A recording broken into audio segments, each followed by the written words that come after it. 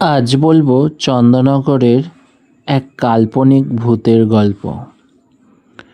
বর্ষায় এক সন্ধ্যায় অপূর্ব তার মামার বাড়ি বেড়াতে গেল। চন্দননগরে গঙ্গার ধারে পুরনো ফরাসির আমলে বাড়ি, সরু গলি আর কুয়াশায় ঢাকা রাস্তা সব মিলিয়ে শহরটার মধ্যে একটা রহস্যময় পরিবেশ ছিল।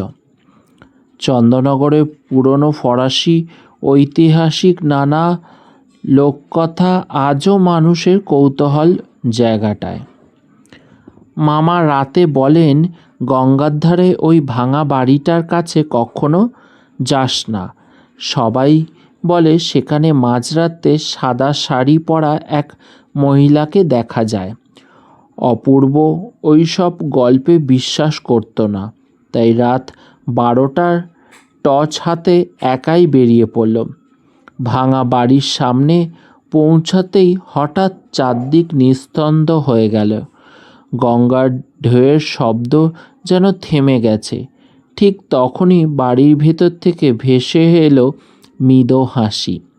কাঁপতে কাঁপতে সেই দরজায় ঠেলে খুলল। ভেতরে ধুলো জমে থাকা ঘর, ভাঙা আসবাবপত্র, দেয়ালে ঝোলানো পুরনো একটি ঘড়ি। হঠাৎ ঘড়িটা নিজে থেকেই ডং ডং করে 12টা বাজল। আলো ফেলতেই সে দেখল সিঁড়ির মাথায় সাদা শাড়ি পরা এক মহিলা দাঁড়িয়ে। মুখটা স্পষ্ট দেখা যাচ্ছে না। তিনি আস্তে আস্তে হাত তুলে ইশারা করলেন। অপূর্ব ভয় পিছিয়ে যেতে গিয়ে দেখল তার পেছনের দরজা নিজে থেকেই বন্ধ হয়ে গেছে। ঠিক তখনই মহিলার কণ্ঠ শোনা গেল, ভয় পেও না, আমার একটা জিনিস এখনও ওই বাড়িতে লুকিয়ে আছে, কেউ তা খুঁজে পায়নি। মহিলা ধীরে ধীরে মিলিয়ে গেলেন, কিন্তু মেঝেতে পড়ে রইল একটা পুরনো রূপোর চাবি। অপূর্ব সাহস করে চাবিটি তুলে পাশে একটি কাঠের সিন্দুক খুলল। ভেতরে ছিল কয়েকটি পুরনো চিঠি, একটি পারিবারিক ছবি আর একটি ডায়েরি। জানা গেল বহু বছর আগে ওই বাড়ির এক তরুণী নদীতে দুর্ঘটনায় মারা যায়। তার স্মৃতিগুলো আর কেউ খুঁজে পায়নি। পরদিন সকালে অপূর্ব সব কিছু স্থায়ী ঐতিহাসিক প্রেমীদের হাতে তুলে দেয়।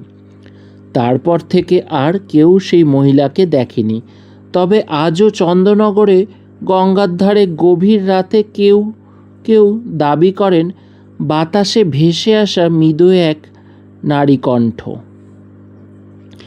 কিন্তু সে সত্যি কোনো আত্মার কণ্ঠ নাকি রাতের হাওয়া খেলা, তার উত্তর আজও রহস্য হয়ে গেল।